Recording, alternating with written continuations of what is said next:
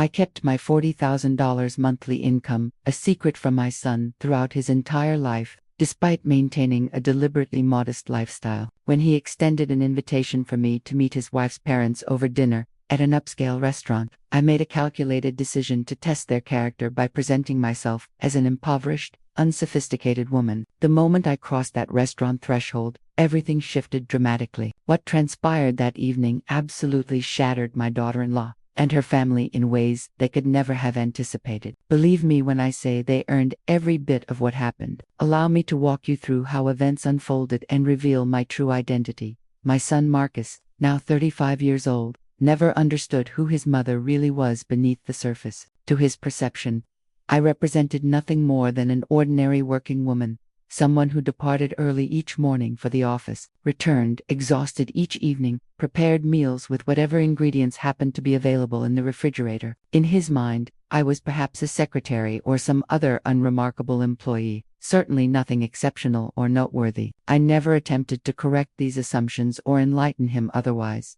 The truth remained hidden. I generated $40,000 every single month and had served as a senior executive within a multinational corporation for nearly 2 decades, personally authorizing million-dollar contracts and making strategic decisions that impacted thousands of employees. Why reveal such information? Money never represented something I felt compelled to display like a trophy mounted on a wall for public admiration. My upbringing occurred during an era when personal dignity resided internally, when maintaining silence carried greater value than speaking hollow words without substance. Therefore, I carefully guarded my reality. For years, I occupied the same unpretentious apartment. I utilized the same leather handbag until it became completely worn out. My wardrobe consisted of clothing purchased from discount retail chains. I prepared home-cooked meals, practiced rigorous savings habits, invested strategically, and accumulated substantial wealth in complete silence. Genuine power doesn't announce itself loudly.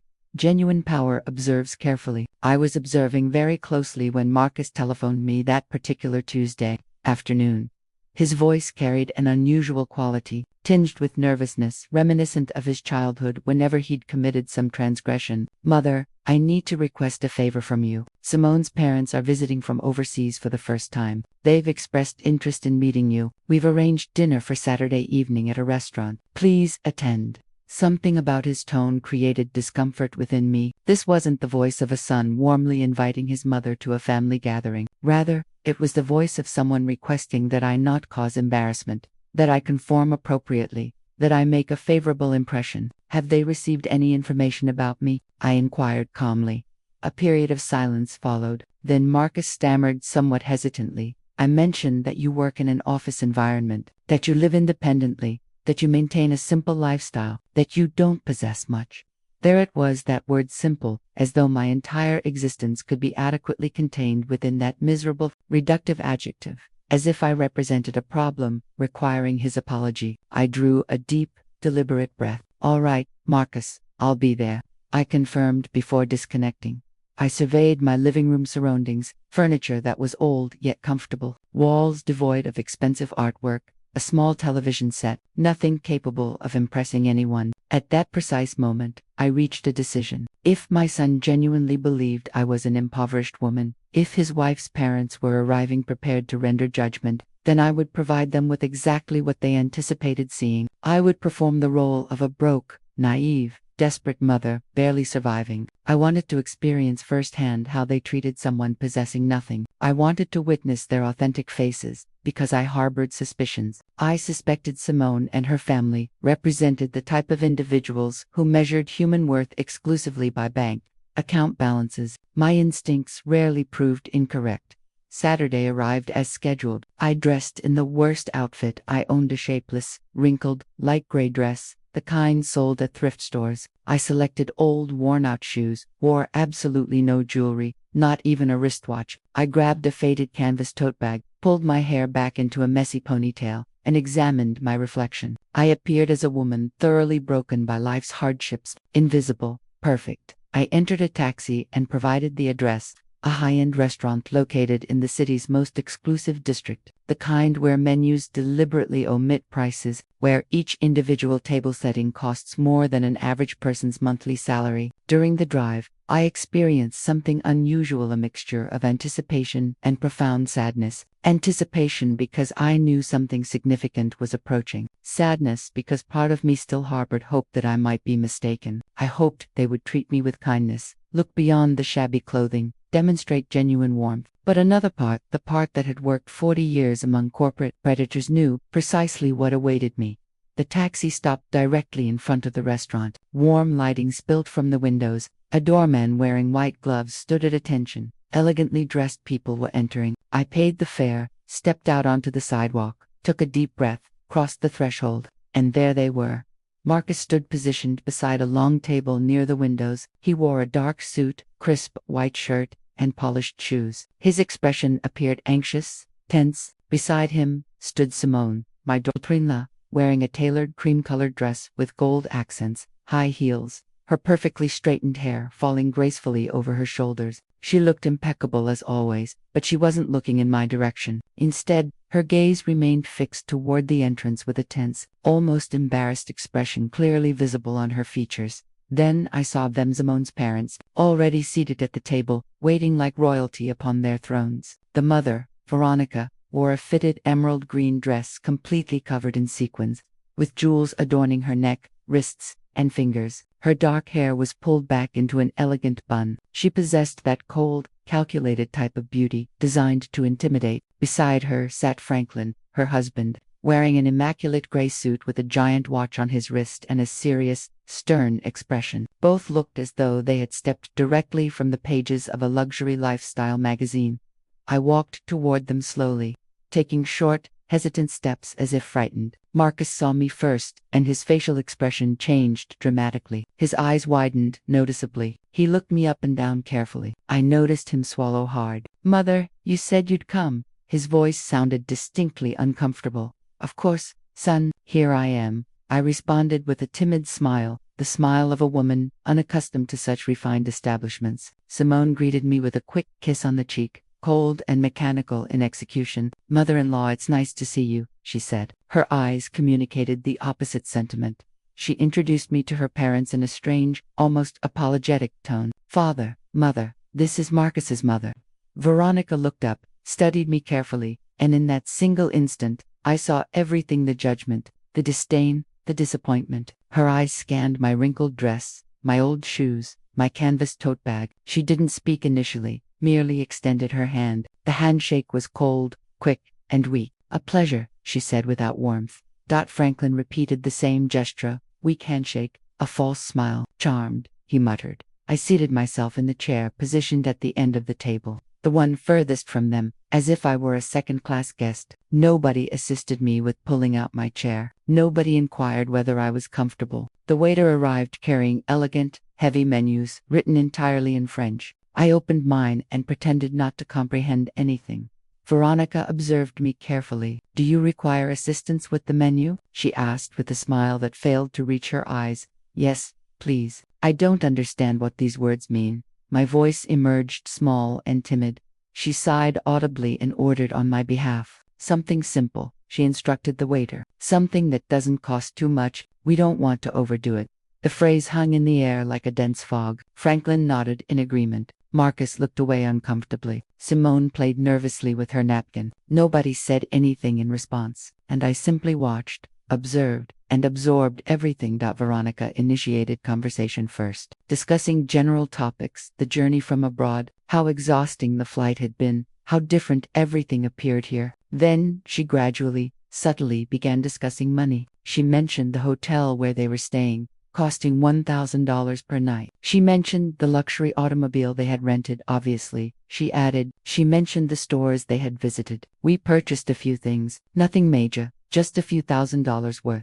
She spoke while looking directly at me, clearly expecting a reaction, anticipating that I would be impressed. I simply nodded. "How nice," I said quietly. "That's lovely," she continued speaking. "You know, Alara, we've always been very careful with money. We worked extremely hard. We invested wisely. Now we own properties in 3 different countries. Franklin has major business interests, and I oversee our investment portfolio. She smiled a smile radiating superiority. And you, what exactly do you do? Her tone was sweet but contained venom beneath the surface. I work in an office, I replied, lowering my gaze submissively. I do a little bit of everything: paperwork, filing, simple administrative tasks. Veronica exchanged a meaningful look with Franklin. Ah, I see. Administrative work. That's fine. It's honest employment.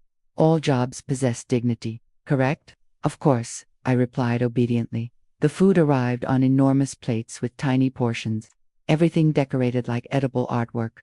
Veronica cut her steak with surgical precision. This costs $80, she announced, but it's worth every penny. Quality deserves payment. One simply cannot eat just anything. Correct. I nodded in agreement. Of course, you're absolutely right. Marcus attempted to redirect the conversation, discussing work-related matters and various projects. Veronica interrupted him abruptly. Son, does your mother live alone? Marcus nodded confirmation. Yes, she has a small apartment. Veronica looked at me with feigned pity. It must be quite difficult, isn't it, living alone at your age without much support? Does your salary cover all your expenses adequately? I felt the trap closing around me. Barely, I replied, but I manage somehow. I save wherever possible. I don't require much. Veronica sighed dramatically. Oh, Alara, you are so incredibly brave. Truly, I admire women who struggle alone. Although, of course, one always wishes to provide our children with more, to give them superior lives. But, well, everyone gives what they can manage. There was the subtle but deadly blow. She was essentially telling me I hadn't been sufficient for my son, that I hadn't provided him with what he deserved, that I was an inadequate, insufficient mother. Simone was staring at her plate. Marcus was clenching his fists beneath the table, and I simply smiled. Yes, you're right. Everyone gives what they can. Veronica continued relentlessly. We always ensured Simone received the absolute best. She attended the finest schools, traveled extensively throughout the world, learned 4 languages fluently. Now she has an excellent position, earns very well. And when she married Marcus, well, we helped them quite substantially. We provided money for the down payment on their house. We paid for their entire honeymoon because that's simply who we are. We believe in supporting our children generously. She looked at me intently. And were you able to help Marcus with anything when they got married? The question floated like a sharp knife suspended in air. Not much, I replied. I gave them what I could, a small gift. Veronica smiled condescendingly. How sweet. Every detail counts. Correct. The amount doesn't matter. The intention is what's truly important. Right then, I felt rage beginning to stir within me. The rage wasn't explosive or hot. It was cold, controlled, like a river flowing beneath thick ice. I breathed slowly, maintained the timid smile, and allowed Veronica to continue talking. Because that's what people like her do. They talk, they inflate themselves, they show off, and the more they talk, the more they reveal themselves, the more they expose the emptiness residing inside. Veronica took a sip from her glass of expensive red wine, swirling it in her hand as if she were a trained sommelier. This wine originates from an exclusive region in France. It costs $200 per bottle. But when you understand quality, you don't economize. Do you drink wine, Ilada? Only on special occasions, I replied, and usually the cheapest available. I don't understand much about these things. Veronica smiled with condescension. Oh, don't worry. Not everyone possesses a trained palate that comes with experience, with extensive travel, with proper education. Franklin and I have visited vineyards throughout Europe, South America, and California. We are quite knowledgeable. Franklin nodded in agreement. It's a hobby, something we genuinely enjoy. Simone is learning as well. She has good taste. She inherited it from us. He looked at Simone with unmistakable pride. Simone offered a weak smile. Thanks, Mom. Veronica turned toward me. And you, Elara, do you have any hobbies? Anything you enjoy doing during your free time? I shrugged. I watch television, cook, walk in the park, simple things. Veronica and Franklin exchanged another loaded look, one filled with silent judgment. How lovely, Veronica said. Simple things possess their own charm as well. Although, of course, one always aspires to more. Correct. To see the world, to experience new things, to grow culturally. But, well, I understand not everyone has those opportunities available. I nodded. You're right. Not everyone has those opportunities. The waiter arrived with tiny portions of something resembling edible art. Veronica ordered the most expensive option. $30 for a piece of cake the size of a cookie. This is absolutely delicious, she said after the first bite. It has edible gold on top. See those little golden flakes? It's a detail only the finest restaurants offer. I ate my dessert in silence, simpler, cheaper, unremarkable. Veronica continued speaking. You know, Ilara, I think it's important that we discuss something as a family now that we are all gathered here together. She looked up, her expression changing, becoming serious with false maternal concern. Marcus is our son-in-law, and we love him very much. Simone loves him, and we respect that decision. But as parents, we always want the absolute best for our daughter. Marcus tensed visibly. Mom, I don't think this is the appropriate time. Veronica raised her hand authoritatively. Let me finish. Son, this is important. She looked directly at me. Ilara, I understand you did the best you could with Marcus. I know raising him alone wasn't easy, and I truly respect you for that effort. But now Marcus is at another stage in his life. He is married, he has responsibilities. And, well, Simone and he deserve to have stability. Stability? I asked softly. Yes, Veronica replied. Financial stability, emotional stability. We have helped considerably, and we will continue helping. But we also believe it's important that Marcus doesn't carry unnecessary burdens. Her meaning was crystal clear. She was calling me a burden, his mother. Simone was staring at her plate as if she wanted to disappear into it. Marcus had his jaw clenched tight. Burden, I repeated quietly. Veronica sighed.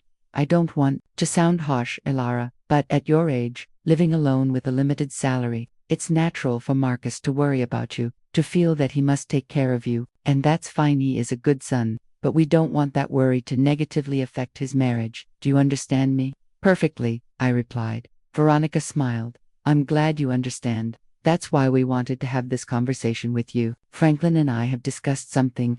She paused dramatically. We could help you financially, give you a small monthly allowance, something that allows you to live more comfortably without Marcus having to worry so much. Obviously, it would be modest. We can't work miracles, but it would provide support. I remained silent, watching her, waiting. She continued, and in exchange, we would only ask you to respect Marcus and Simone's space, not to seek them out so frequently, not to pressure them, to give them the freedom to build their life together without interference. How does that sound? There was the offer, the bribe disguised as charity. They wanted to purchase me. They wanted to pay me to disappear from my son's life, so I wouldn't be a nuisance, so I wouldn't embarrass their precious daughter with my poverty. Marcus exploded. Mom, that's enough. You don't have to. Veronica interrupted him. Marcus, calm down. We're talking like adults. Your mother understands. Correct. I picked up my napkin, calmly wiped my lips, took a sip of water, and allowed the silence to grow and expand. Everyone was looking at me. Veronica with expectation, Franklin with arrogance, Simone with shame, Marcus with desperation. And then I spoke. My voice emerged differently. It was no longer timid. It was no longer small.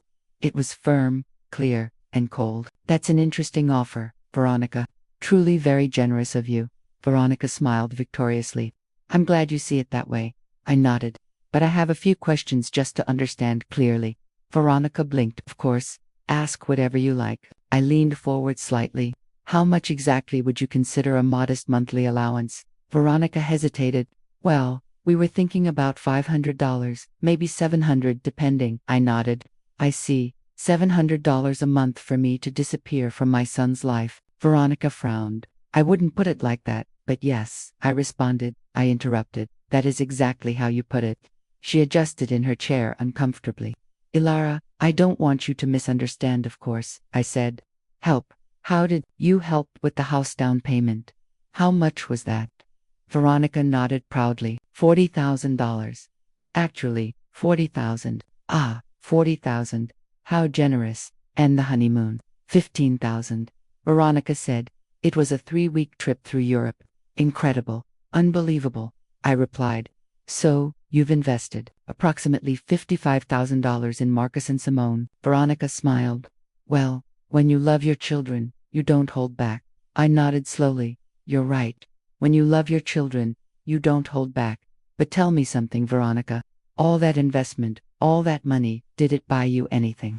Veronica blinked, confused. Like what? Did it buy you respect? I continued. Did it buy you real love, or did it just buy obedience? The atmosphere changed dramatically. Veronica stopped smiling. Excuse me. My tone became sharper. You've spent the entire evening talking about money, about how much things cost, how much you spent, how much you possess, but you haven't asked even once how I am, if I'm happy, if something hurts me, if I need company. You have only calculated my worth, and apparently, I'm worth $700 a month. Veronica paled. I didn't. Yes, I interrupted her. Yes, you did. Since I arrived, you've been measuring my value with your wallet. And do you know what I discovered, Veronica? I discovered that the people who only talk about money are the ones who least understand their true value.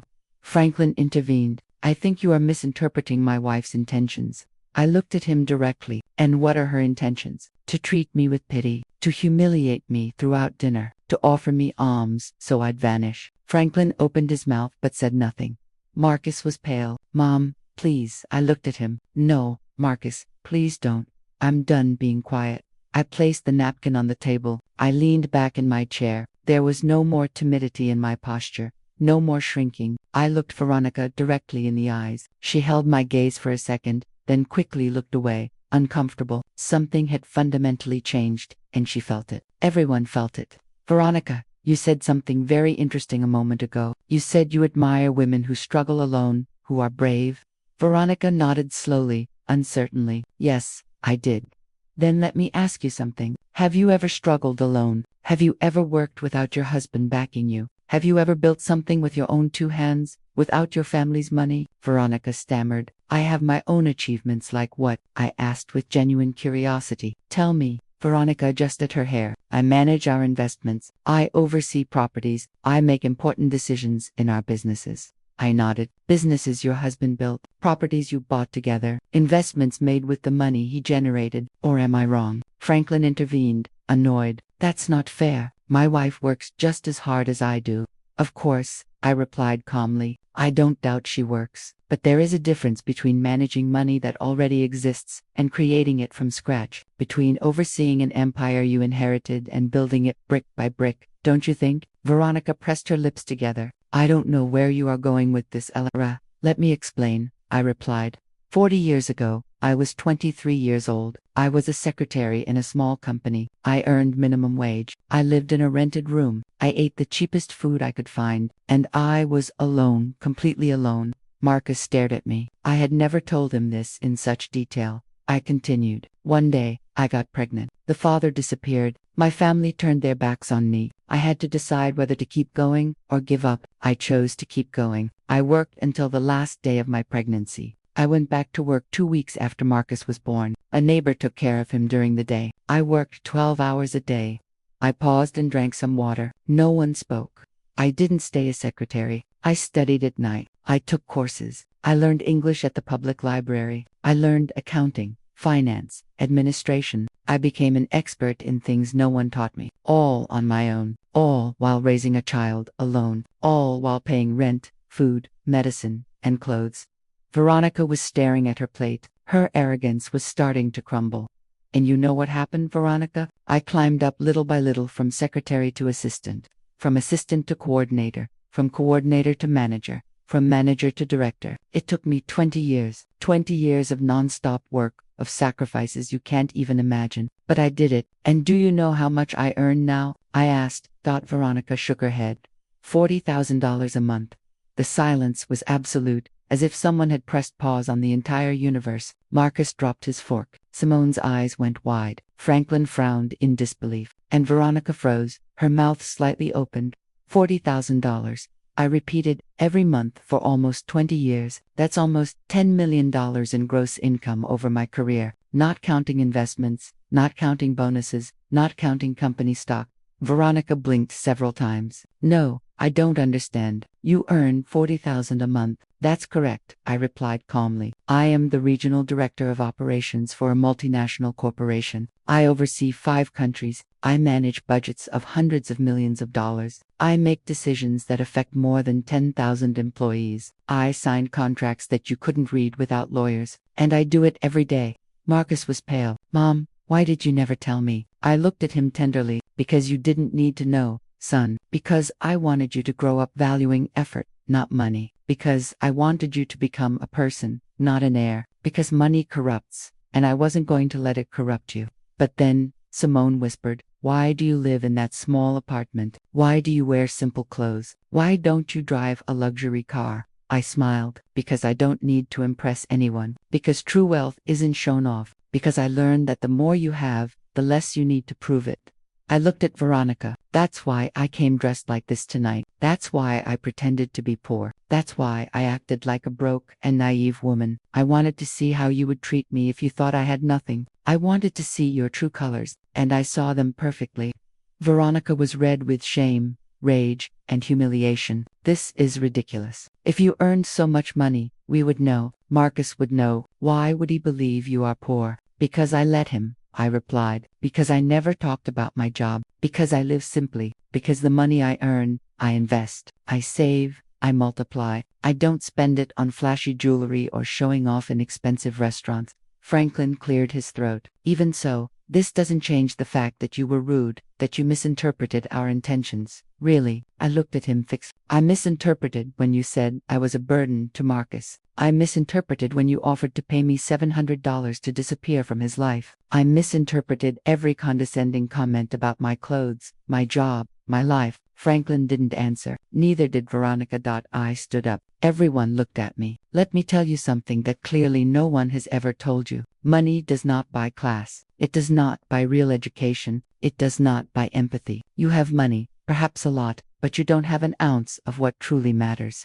Veronica stood up, furious. And you do, you who lied, who deceived us, who made us look like fools. I didn't make you look like fools, I replied coldly. You took care of that all on your own. I just gave you the opportunity to show who you are, and you did it magnificently. I picked up my old canvas tote. I pulled out a black platinum credit card. I dropped it on the table in front of Veronica. This is my corporate card. Unlimited limit. Pay for the entire dinner with a generous tip. Consider it a gift from a broke and naive mother. The rest of the evening dissolved into chaos, declined credit cards, humiliation, confrontations, and ultimately, my departure with Marcus. In the days that followed, Marcus and Simone established boundaries with her parents. Simone came to my apartment to apologize genuinely and seek guidance. She wanted to learn a different way of living, one based on authenticity rather than appearances, on character rather than wealth. I welcomed her because she demonstrated something her parents lacked: the capacity for growth, for self-reflection, for change. She wasn't responsible for how her parents were, and she was choosing to be different. As for Veronica and Franklin, they remained exactly who they were: wealthy in possessions, impoverished in spirit, but that was no longer my concern. I had spoken my truth, established my boundaries, and protected my peace. For the first time in years, I no longer had to pretend about who I was. I was simply Ella Ramatha, executive, woman, survivor, fighter, genuinely rich in every sense that truly mattered. And that was more than enough. That was everything.